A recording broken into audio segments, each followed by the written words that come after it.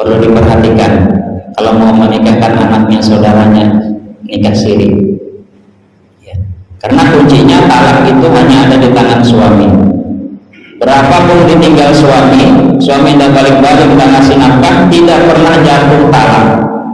Kalau dia perempuan tadi menikah lagi dengan laki-laki lain, berzina. Naudzubillah. Nah, ini perlu diperhatikan ya.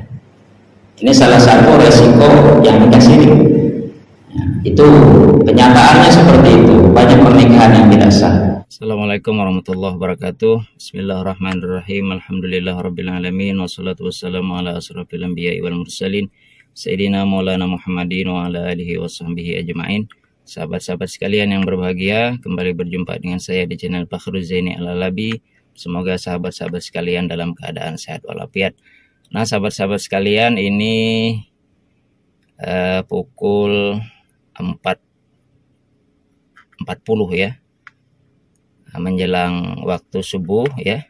Saya akan menuju Masjid Al-Bainah di Pulau Panjang ya, karena ada mengisi kajian di sana ya. Untuk itu ikuti perjalanan saya. Kita matikan lampu mobil.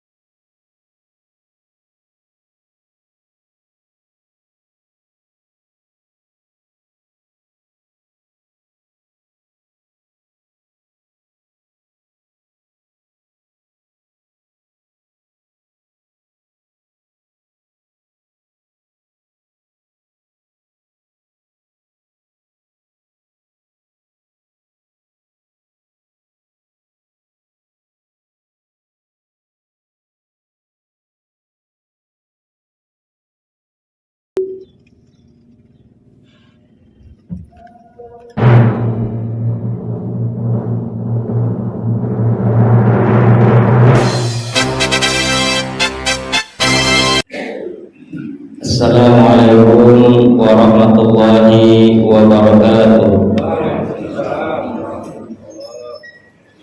A'udzu billahi minasyaitonir rajim. Bismillahirrahmanirrahim. Alhamdulillahirabbil alamin. Hamdan katsiran thayyiban mubarakan fihi. Allahumma shalli wa sallim wa barik ala sayyidina Muhammadin wa ala alihi wa ashabihi ajma'in. Yang saya hormati, saya muliakan segenap pengurus dan para jamaah sekalian yang dimuliakan Allah Subhanahu wa taala. Puji dan syukur marilah senantiasa kita persembahkan hanya kepada Allah Subhanahu wa taala, yang mana hingga detik ini kita masih diberikan kesehatan dan kesempatan untuk mengabdikan diri kita kepada Allah Subhanahu wa taala. Salawat dan salam adalah senantiasa kita sampaikan kepada baginda Nabi besar Muhammad sallallahu alaihi wasallam, para keluarganya, para sahabatnya, dan semoga salawat dan salam juga tercurah untuk seluruh umat Nabi Muhammad hingga akhir zaman nanti. Jamaah sekalian yang dimuliakan Allah, pada kesempatan ini saya akan berbagi masalah seputar hukum keluarga Islam. Sesuai dengan bidang saya, ya, kita akan mengangkat satu tema tentang problematika nikah siri. Jamaah sekalian yang dimuliakan Allah, di tengah-tengah masyarakat pernikahan siri ini masih banyak terjadi, dan pada kenyataannya pula banyak masalah yang muncul, yang timbul karena adanya pernikahan siri ini. Di antaranya ada yang datang, ya, di pengadilan, ya, menyampaikan ingin mengajukan permohonan isbat nikah. Isbat nikah itu pengesahan nikah. Jadi salah satu kewenangan pengadilan agama itu adalah memeriksa perkara pengesahan nikah atau isbat nikah. Jadi kalau ada yang menikah siri, ya, itu bisa dimohonkan pengesahannya ke pengadilan agama, bisa dikabulkan, bisa ditolak. Nah, jadi ada suatu hari yang datang, ya, ingin isbat nikah, maka diuraikanlah permasalahannya. Apa itu permasalahannya? Ya, dia sebelumnya sudah pernah menikah siri, ya, kemudian punya anak satu atau dua orang. Kemudian tidak lama, ya, suaminya meninggalkannya pergi tanpa sepatah kata pun. Berlalu 7 tahun lamanya, dia ingin menikah lagi secara resmi di KUA.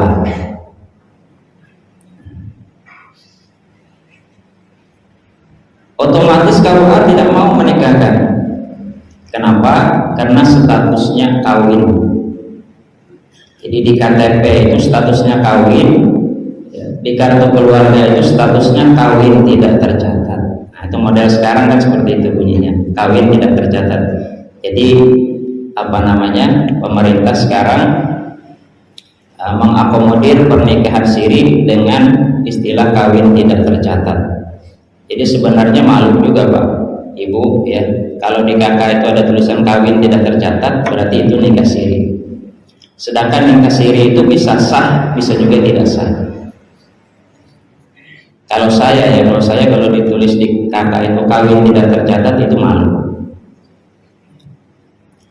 Jamaah sekalian yang dimuliakan Allah, kenapa ya KUA tidak bisa menikahkan? Karena dia sudah punya anak, statusnya pun kawin ya. Yang bisa kawin di KUA itu yang bujang sama yang budak atau janda. Kalau statusnya kawin tidak bisa dinikahkan.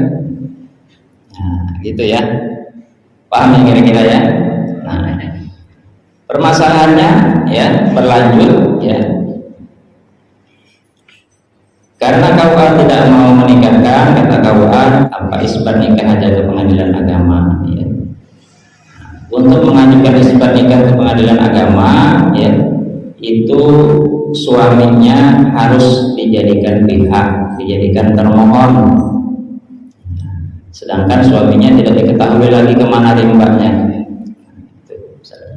Kemudian setelah kita telusur lagi ya, ternyata waktu menikah siri itu ya hanya yang hadir ya hanya orang tua yang perempuan saja, ibunya saja ya.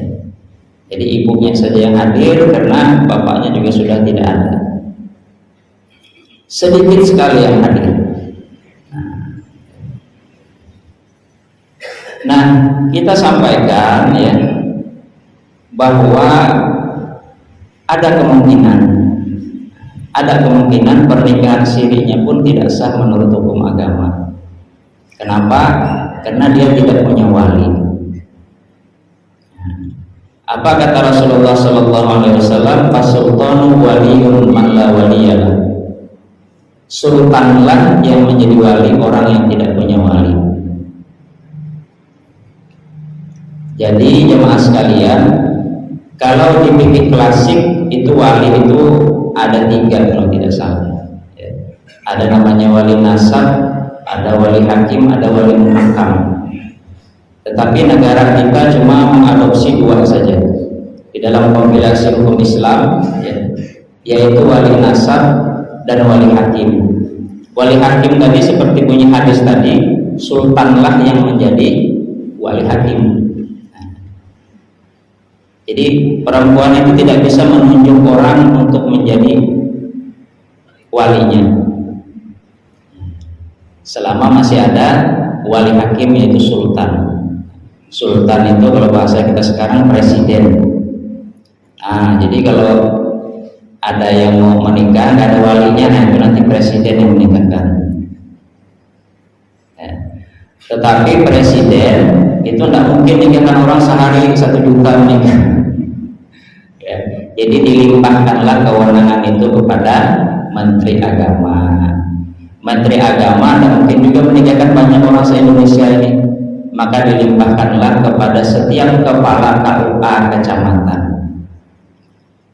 Jadi wali hakimnya adalah kepala KUA kecamatan. Jadi kemungkinannya seperti itu ya. Ketika dia mengajukan isbat nikah, pengesahan nikah pun kemungkinan akan ditolak ya. Nah, biasanya kalau orangnya ada, pernikahannya tidak sah ya, maka itu disuruh nikah ulang. Kalau ini tidak bisa disuruh nikah ulang karena suaminya nggak ada.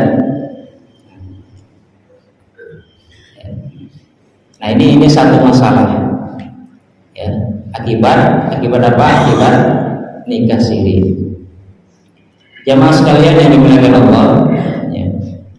Ada 2 hal yang perlu diketahui ya, ketika kita melakukan pernikahan siri.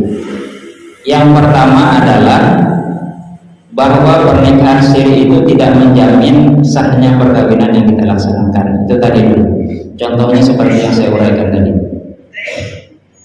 Jadi tidak menjamin nikah siri itu sah menurut hukum agama. Banyak juga terjadi ya, sebagaimana diperiksa di pengadilan agama, banyak pernikahan yang tidak memenuhi syarat dan rukun perkawinan sehingga dinyatakan tidak sah ya.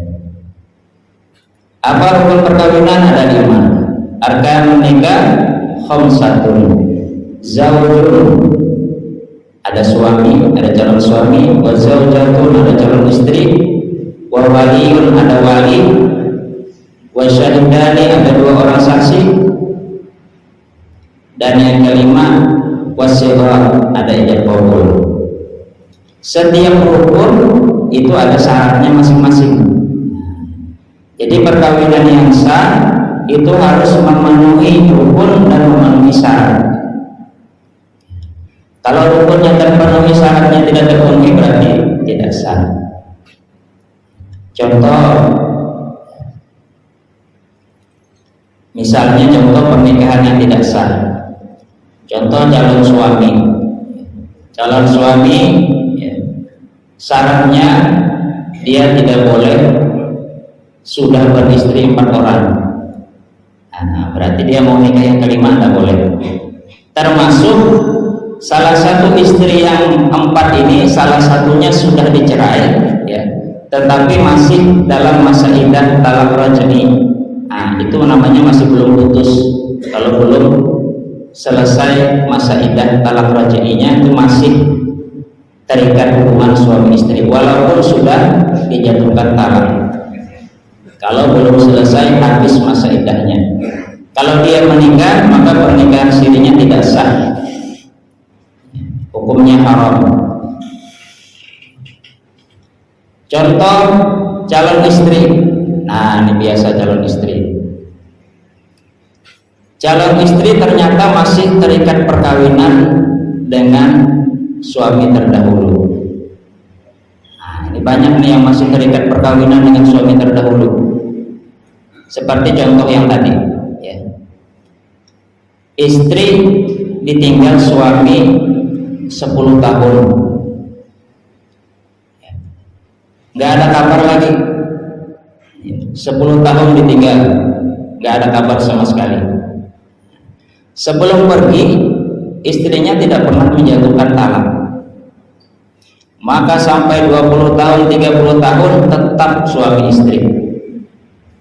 Karena talak itu menurut fikih klasik hanya ada di tangan suami. Talak menurut fikih klasik hanya ada di tangan suami. Sedangkan menurut fikih modern, fikih kontemporer, talak hanya jatuh di pengadilan agama.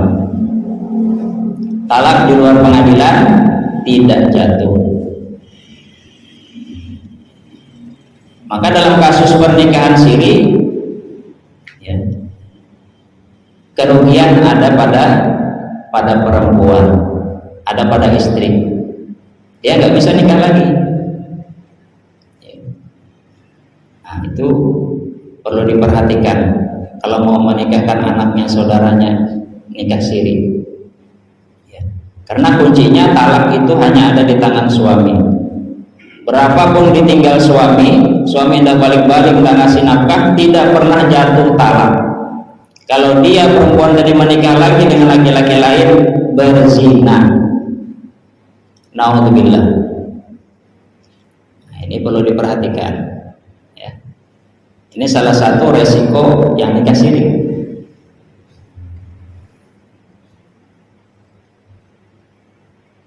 Itu kenyataannya seperti itu. Banyak pernikahan yang tidak sah, banyak terjadi seperti itu, ya.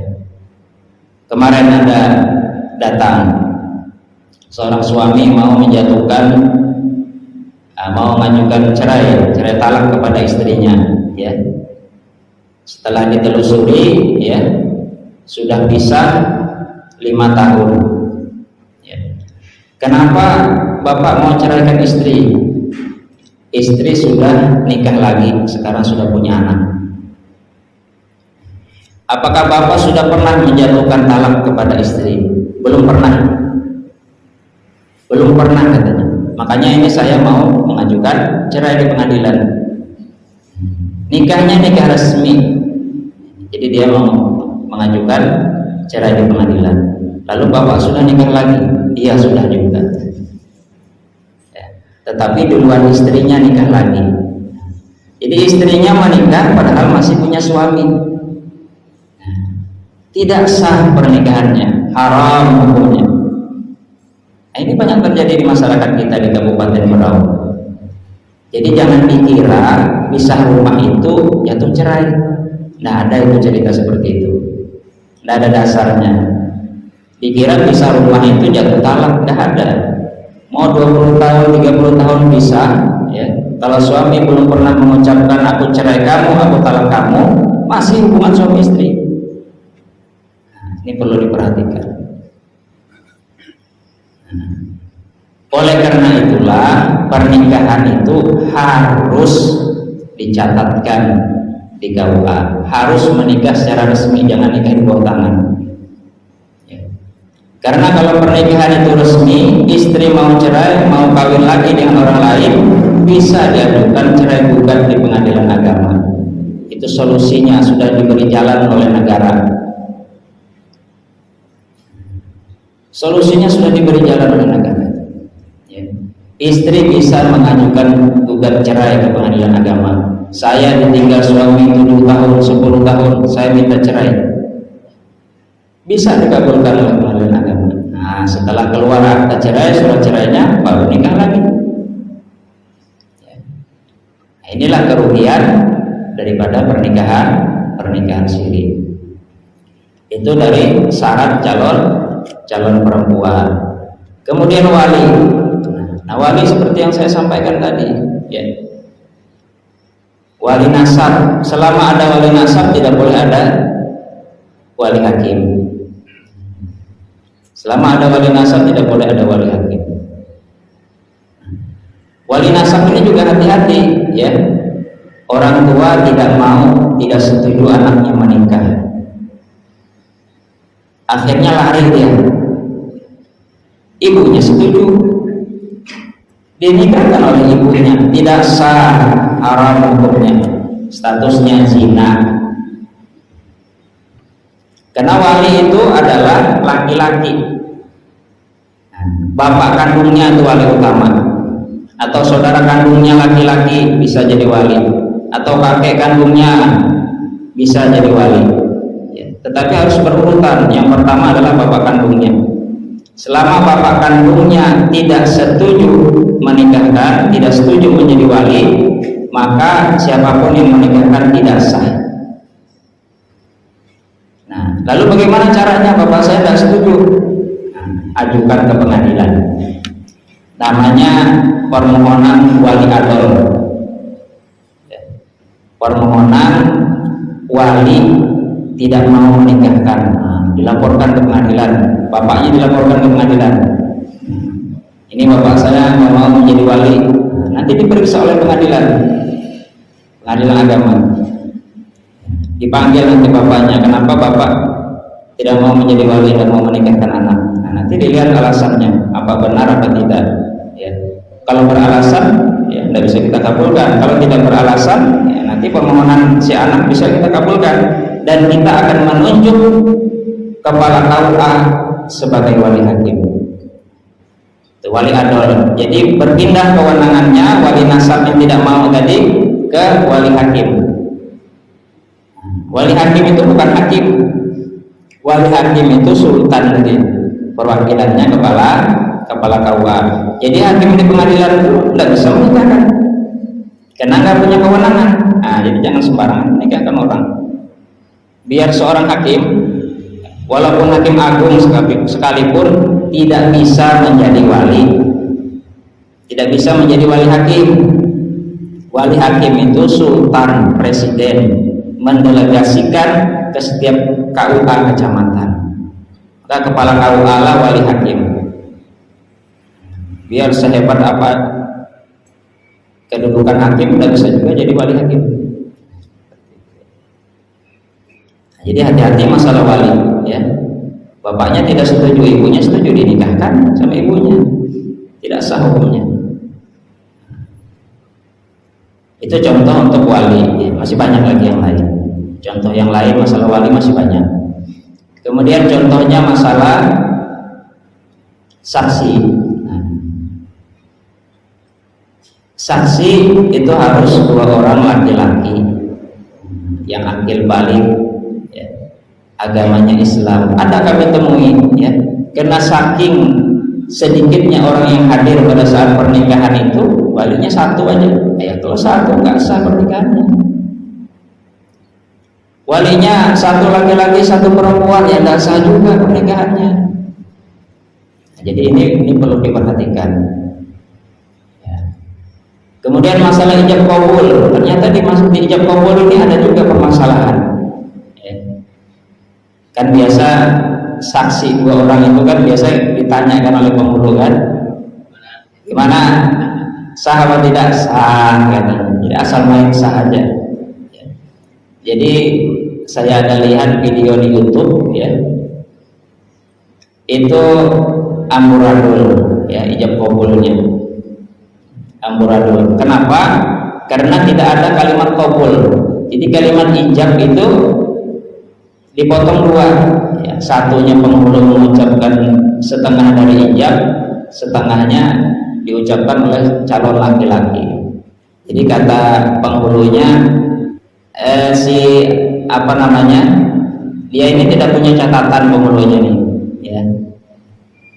Jadi penghulunya ini tidak punya catatan, ya. Jadi dibantu oleh calon mempelai laki-laki, ya. Saya nikahkan saudari, mikir-mikir dia, lalu disambut oleh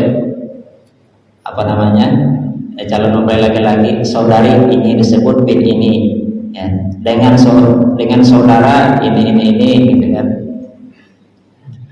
dengan mas kawin seperangkat alat sholat dibayar tunai.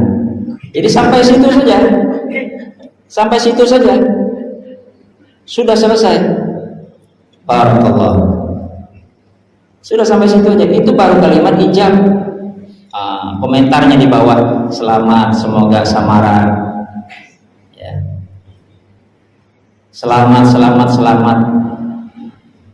Saya tulis komentar di bawahnya, pernikahannya tidak sah. Ratusan orang komentar selamat apa? Selamat berzina. Tidak sah nikahnya. Nah, itu dari ijab qabulnya. Ternyata ijab qabul ini bermasalah juga, makanya yang jadi saksi harus benar-benar itu mendengarkan, ya. Tidak ada qabulnya. Jadi ada ijab atau qabul, ya.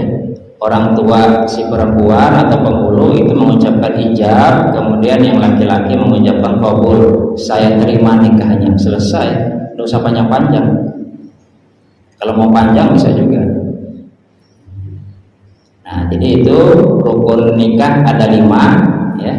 Kemudian ada syarat-syaratnya. Kalau tidak memenuhi syarat berarti tidak terpenuhi juga rukun.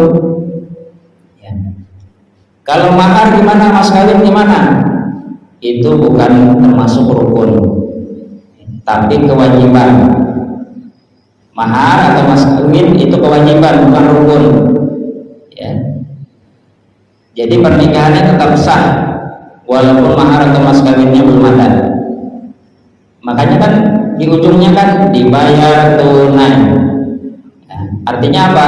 Bisa dibayar utang. Nah, tapi utang berdosa itu kalau enggak.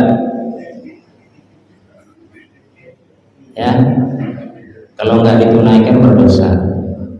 Kewajiban, ya, namanya kewajiban itu menjadi utang.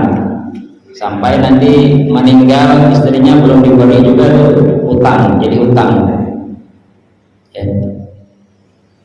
Nah itu ya, itu salah satu contoh bahwa pernikahan siri tidak menjamin nikahnya sah menurut hukum agama, dan lembaga yang berhak menyatakan sah atau tidak itu pengadilan agama.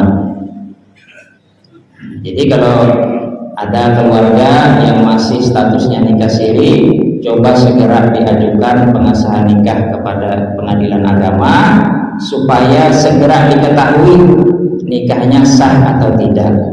Kalau ternyata nikahnya sah, alhamdulillah, tinggal dibawa putusan pengadilan itu ke KUA untuk diterbitkan buku nikahnya. Tetapi kalau tidak sah, bisa cepat nikah ulang di KUA. Bawa putusan pengadilan agama ke KUA, kami minta nikah ulang, selesai, beres. Tetapi kalau terkantung-kantung nggak jelas, ya. Yang penting kami sudah nikah siri aman, katanya. Iya kalau sah, kalau nggak sah. Itu satu, ya. Yang kedua, pernikahan siri itu tidak diakui oleh negara, ya. Secara hukum tidak diakui.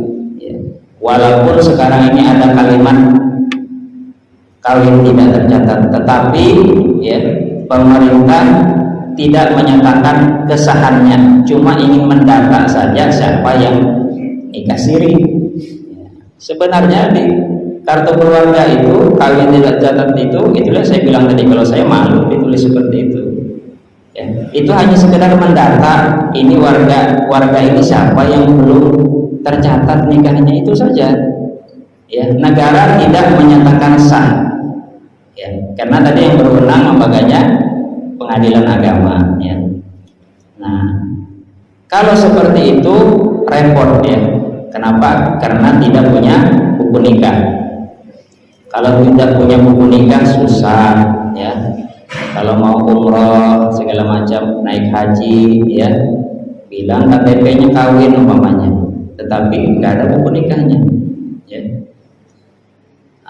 Nginap di hotel ya, ternyata ada penggerbekan ya. Ini mana buku nikahnya? Ngaku suami istri, mana buku nikahnya? Gimana jawabnya? Apa buktinya kalian berdua ini suami istri? Umpamanya di sebelah kamar di sana memang terjadilah umpamanya pelacuran ya. Nah, lalu yang sebelah sini kena juga. Didatangi Satpol PP penggerebekan.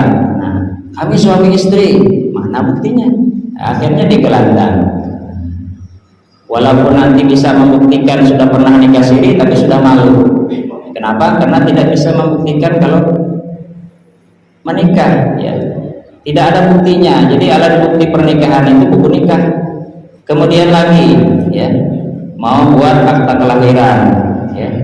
Kalau tidak ada buku nikah, nanti di akta kelahiran itu hanya tercantum nama ibunya saja, nama bapaknya tidak ada ya.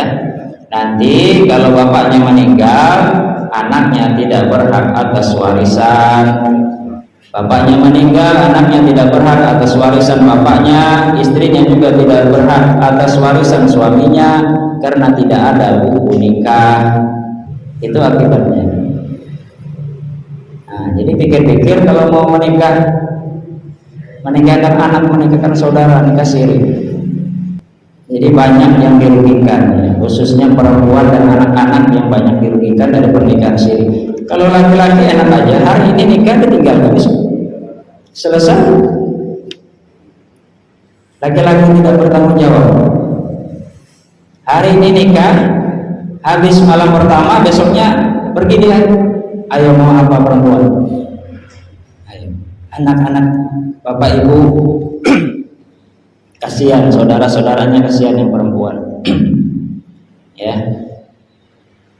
Jadi jangan mau kalau diajak nikah siri, jangan mau, rugi sekali.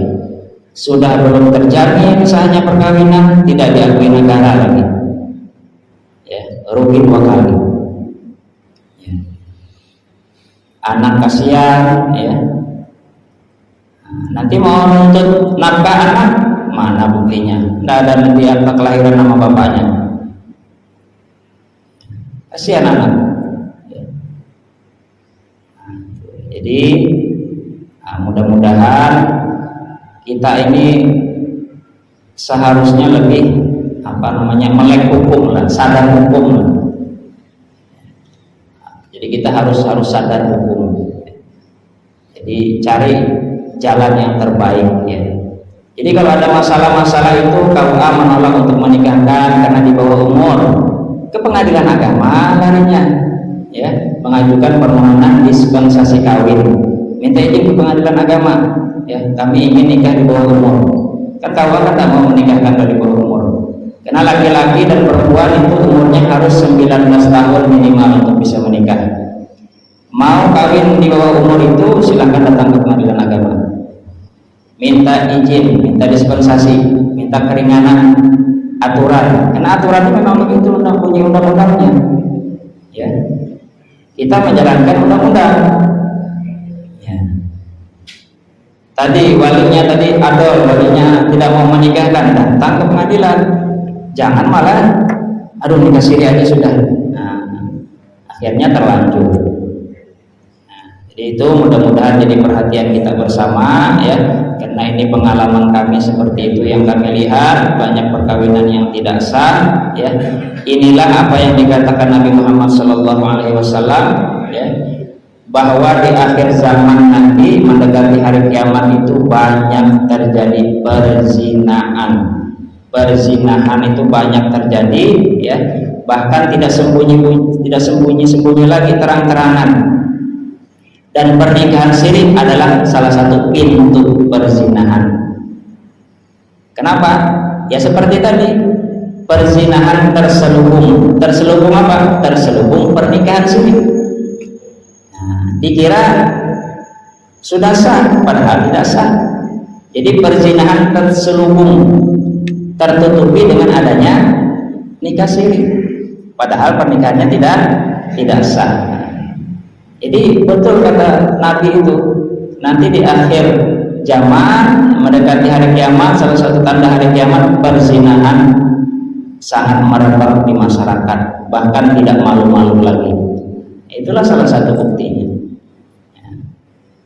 Jadi mudah-mudahan kita bisa menjaga diri kita dan menjaga keluarga kita supaya berada di jalan yang benar. Kata Allah, "Qu anfusakum wa ahlikum nar." Jagalah dirimu dan keluargamu dari siksa api neraka. Demikian apa yang dapat saya sampaikan. Salah hilaf mohon maaf. Billahi taufiq wal hidayah. Wassalamualaikum warahmatullahi wabarakatuh.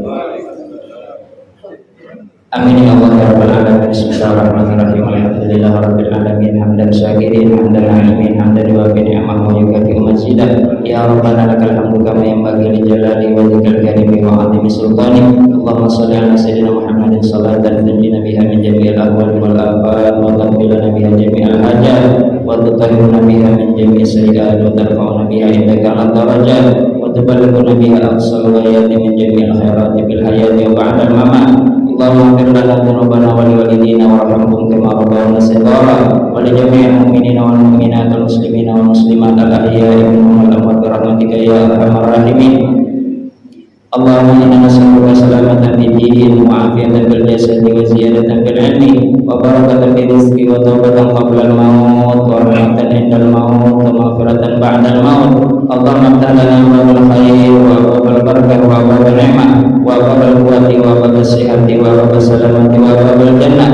Allahumma awwin 'alaina bi sakaratil maut wa najata minan nar wal 'afwa indal hisab. Rabbana la tuzigh qulubana ba'da idh hadaytana wa hab lana min ladunka rahmatan innaka antal wahhab. Allahumma bihaqqil Fatihah wa sirril Fatihah ya farijal hamdi kasbal ghayya man ya'ti yaghfiru wa yarham ya dafi'al bala ya Allah ya dafi'al bala ya Rahman ya dafi'al bala ya Rahim ya dafa'al bala wal bala wal waba wal basya wal munkar wa syifal muntadibata wa syadaida wal mihan ma dhahara minha wa ma batana baladina anta khasa wa sa'iril hudal muslimin amatan innaka ala kulli syai'in qadir. Irhamna ya arhamar rahimin, irhamna ya arhamar rahimin, irhamna ya arhamar rahimin. Rabbana atina fid dunya hasanah wa fil akhirati hasanah wa qina adzabannar. Rabbana taqabbal minna innaka antas samiul alim wa tub 'alaina innaka antat tawwabur rahim. Wa sallallahu ala sayyidina Muhammad wa ala alihi wa sahbihi wa sallam. Subhana rabbika rabbil izzati amma yasifun wa salamun alal mursalin walhamdulillahi rabbil alamin. Taqabbalallahu minna. Assalamualaikum warahmatullahi wabarakatuh.